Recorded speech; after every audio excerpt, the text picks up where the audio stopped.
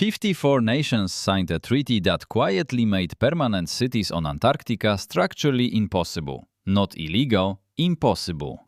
What they don't tell you: the ice itself moves 15 meters a year, dragging foundations into the sea.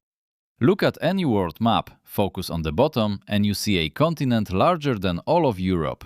14 million square kilometers, enough to feed France, Germany, Spain, Italy, Poland and Britain combined, with room left. On this vast territory there is not a single city, not one town, no permanent village with street names. Europe holds 750 million people. Antarctica at the height of summer holds only 5,000. In winter that number collapses to roughly 1,000. No child has ever been born there as a native. No civilization has ever risen. No indigenous language echoes across its plateaus. The real reason isn't the cold. Consider the raw scale.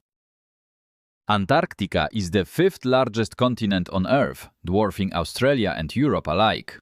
98% of its surface lies buried beneath an ice sheet averaging almost 2 kilometers thick, unimaginably heavy. In some places, that ice reaches 4.5 kilometers deep, hiding mountain ranges and ancient sealed lakes. If that ice were to melt entirely, global sea levels would rise by nearly 60 meters worldwide. And yet on the surface, human presence is almost invisible. A handful of research stations dotted along coasts. A few inland outposts near the pole. Together, they occupy less territory than a small suburb anywhere. Compare Greenland, 1/7 the size, still supporting 56,000 permanent residents in dozens of towns. Compare Siberia, where entire cities of 500,000 people function year-round in genuinely brutal, unrelenting cold. Antarctica is different. Not merely empty, structurally empty. And one tiny detail rewrites this entire story. Because if the answer were merely temperature, humans would have solved this settlement problem many centuries ago. Yakutsk, the coldest major city on Earth, sits in eastern Siberia, where winter plunges below -60 Celsius. And yet 300,000 people live there, with apartment blocks, universities, an airport and a symphony orchestra. Norilsk, another Russian city inside the Arctic Circle, holds 170,000 permanent year-round residents. Greenland's Nuuk hosts 19,000. Iqaluit in Canadian Nunavut supports schools, a functioning government and a full hospital. Humans have proven over centuries of hard experience that extreme cold alone does not prevent permanent settlement. Antarctica is colder on average, yes. Its vast interior can drop below -80 degrees Celsius sometimes, but coastal margins, where any theoretical city would rise, hover near -10 to 20 degrees in summer. That is warmer than winter in Yakutsk. That is warmer than a January night in freezing Ulaanbaatar. So the paradox sharpens. If cold cannot explain the answer, what does? What actually blocks every settlement attempt? The answer begins with physics. Antarctica is not simply a frozen desert, it is a hostile machine. Cold, dense air pours from the polar plateau toward the coasts, accelerated by gravity into katabatic winds. In some regions they exceed 300 km per hour, stronger than a Category 5 hurricane.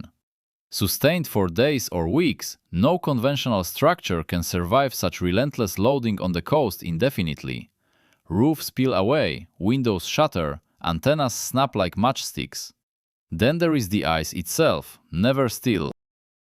The Antarctic ice sheet is not static. It flows outward from the frozen interior toward the ocean. Glaciers advance from a few meters to several kilometers per year, dragging everything built above them along. Any building on the ice is essentially placed on a slow-motion conveyor belt heading for the ocean. Foundations crack, corridors bend. Entire stations have been abandoned as the ice below warped them into unusable geometry. Bedrock is almost never accessible. Where it emerges, it forms only narrow, wind-scarred rocky coasts along shorelines. Those slivers are already claimed by penguins, seals, and the existing modular research stations bolted onto them. There is no exposed farmland here, no soil worthy of the name, no arable ground of any kind. 6 months each year, the sun never rises above the horizon, plants cannot grow, livestock cannot graze. Water must be melted at enormous energy cost from the very ice that surrounds every human structure.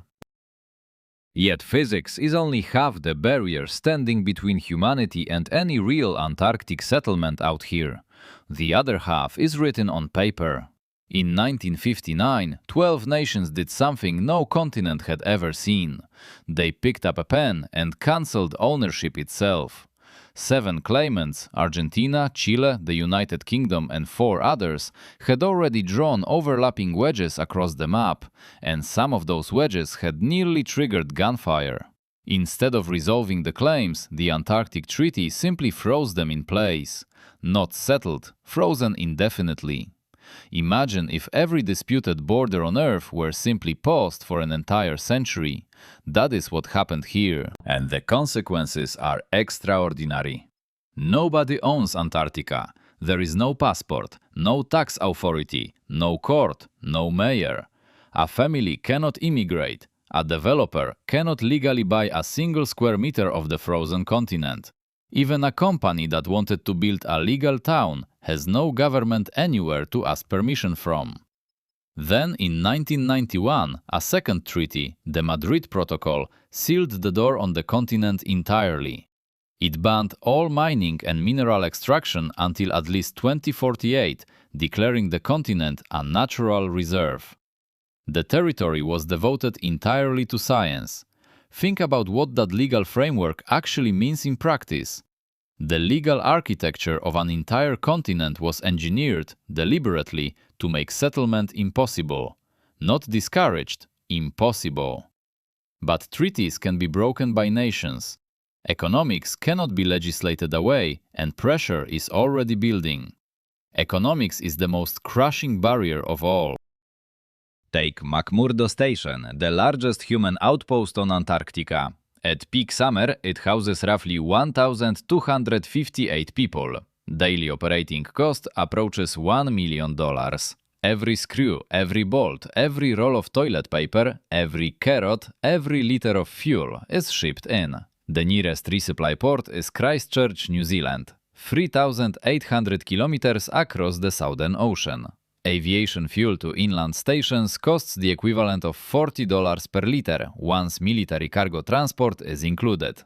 Fresh fruit is luxury. Medical evacuations demand intercontinental flights through polar darkness. Maneuvers so dangerous they've killed pilots. Now imagine scaling that model to a city of 100,000 people. The logistics chain would collapse instantly. And crucially, there is nothing to send back. No exportable resource justifies the cost of settling this frozen continent. Fish and krill are harvested at sea, not on land. Minerals are legally locked away by international treaty. Tourism exists, but is kept, self-regulated, seasonal. Roughly 100,000 visitors per year, mostly beach hours only. There is no trade balance, no economic engine. A city must produce something the outside world wants to buy. Antarctica produces knowledge, and knowledge does not fill cargo ships. One base reveals the true price of permanence. Look closer at McMurdo, and the illusion of permanence breaks. It sits on volcanic rock, rare, stable ground. One of the few places on the continent where a foundation can rest on stone instead of moving ice. It has dormitories, a chapel, a fire station, even a coffee shop, resembling a mining town in Alaska. And yet every winter its population collapses to roughly 250 caretakers, as almost everyone leaves. The entire base is engineered so that, if the weather turns catastrophic, it can be abandoned within days. Nothing about it is truly permanent. And here is a detail that captures the whole geopolitical story. In 1978, Argentina flew a pregnant woman to its Esperanza base for a historic Antarctic birth. Her son, Emilio Marcos Palma, became the first person ever born on Antarctic ice. Not migration, but strategy. It was geopolitical theater, a calculated chess move to strengthen Argentina's territorial claim over the frozen continent. Chile answered with Villa Las Estrellas, a dozen children, a school, a small chapel, a post office. Against all odds, it looks like a genuine village. But look closely at who actually lives there. Military families rotating in for 2 years, then leaving. No housing market, no newcomers seeking fortune. A settlement performed for the map, not grown from need. The final answer combines every force at once, so step back and see all three forces converging at once. Geography removes the raw materials of civilization. No soil, no reachable bedrock, no shelter from wind, no growing season. Nothing to feed civilization here. Geopolitics removes sovereignty. No citizenship, no land ownership, no courts, no government to guarantee children any future. Economics removes the incentive. No resource paying for itself, no trade route worth protecting, nothing worth selling. But here's the thing, a city is not just buildings. It is a self-sustaining node of shared identity. It needs people who choose to raise generations there. Antarctica offers none of that, by design and physics. It is a place where humans visit, work and live. A laboratory, never a permanent human homeland. The Antarctic Treaty may be the most successful act of international cooperation in all of modern history. Precisely because it looked at this brutal reality and turned that shared understanding into binding international law. The empty continent is not empty by accident. It is empty by deliberate, negotiated, global human consensus. And yet, that consensus has an expiration date. The next century is already testing every underlying assumption. Because the frozen continent is not as stable as the 20th century assumed. Climate change is rewriting the map. Along the Antarctic Peninsula, ice shelves are collapsing at rates unimaginable to earlier generations of polar scientists.